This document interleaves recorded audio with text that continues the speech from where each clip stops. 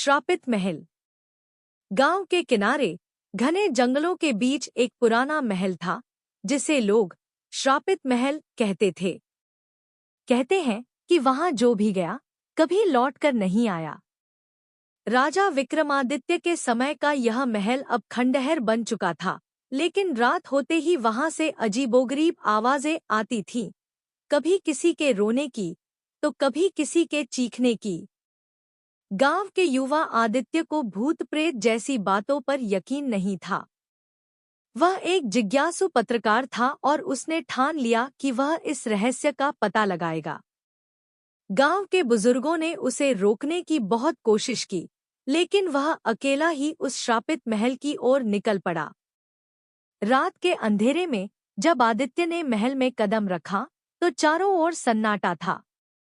जर्जर दीवारें, टूटे हुए फर्नीचर और धूल की मोटी परत देखकर लग रहा था कि वर्षों से यहाँ कोई नहीं आया।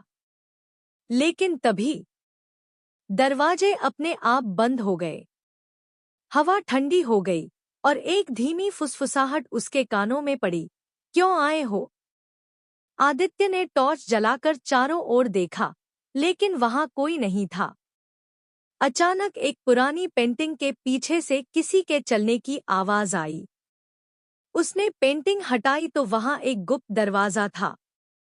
दरवाजे के पीछे एक अंधेरी सीढ़ी नीचे किसी तहखाने में जा रही थी। जैसे ही आदित्य नीचे पहुंचा, उसकी आंखें फटी की फटी रह गईं। वहां एक कंकाल पड़ा था, जिसके पास एक पत्र रखा था।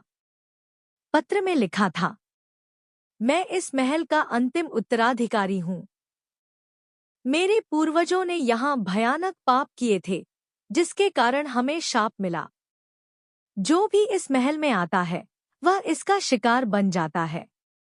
अगर तुम यह पढ़ रहे हो तो तुरंत भाग जाओ, वरना तुम्हारी भी यही दशा होगी।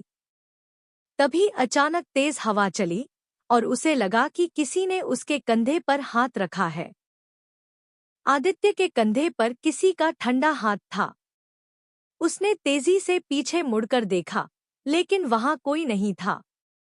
अचानक हवा और तेज हो गई और महल की दीवारों से रहस्यमय परछाइयां उभरने लगी।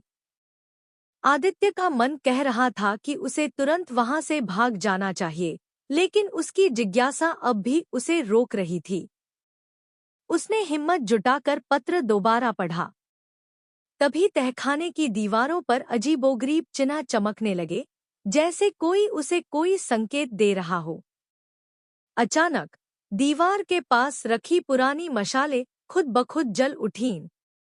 उनके उजाले में आदित्य को दीवार पर एक और रहस्यमय दरवाजा दिखा, जिसके ऊपर लिखा था, सत्य की खोज करो, मुक्ति मिलेगी।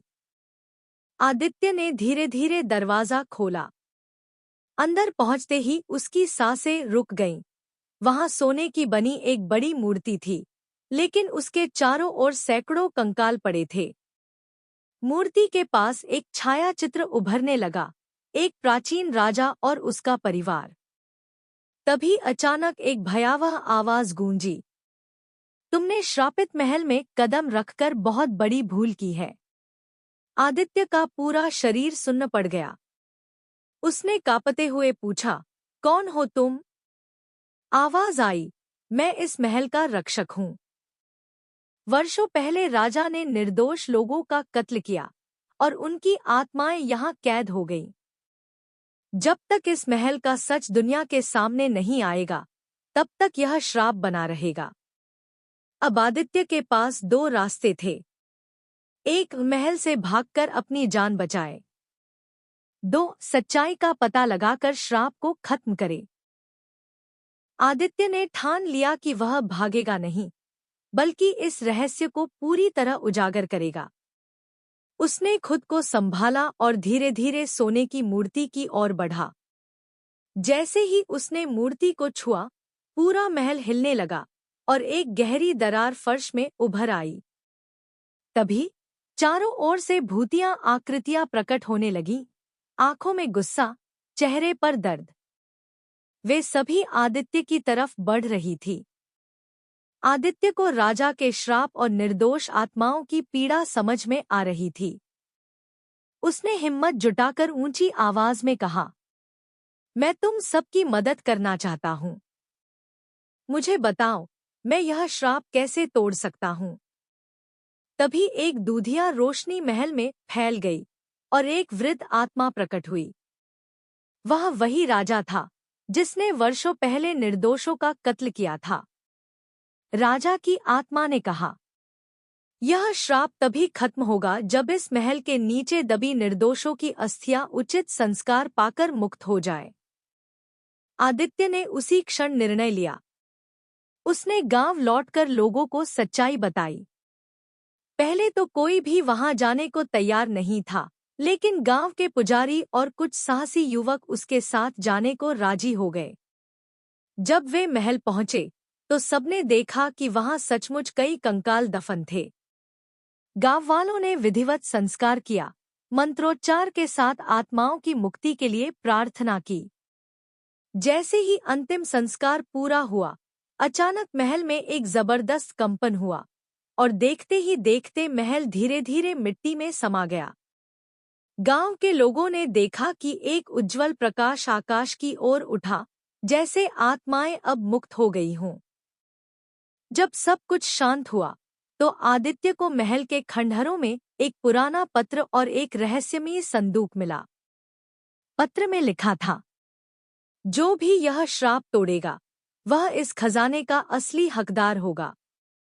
संदूक खोलते ही उसमें पुराने समय का बहुमूल्य सोना, हीरे और ऐतिहासिक दस्तावेज मिले, जो राजा का छिपा हुआ खजाना था। अंततः आदित्य ने यह खजाना सरकार को सौंप दिया, जिससे गांव का विकास हुआ। अब वहां कोई श्रापित महल नहीं था, बल्कि एक सुंदर मंदिर और एक संग्रहालय बना, जहां इस रहस्य की कहानी हमेशा के लिए अमर हो गई।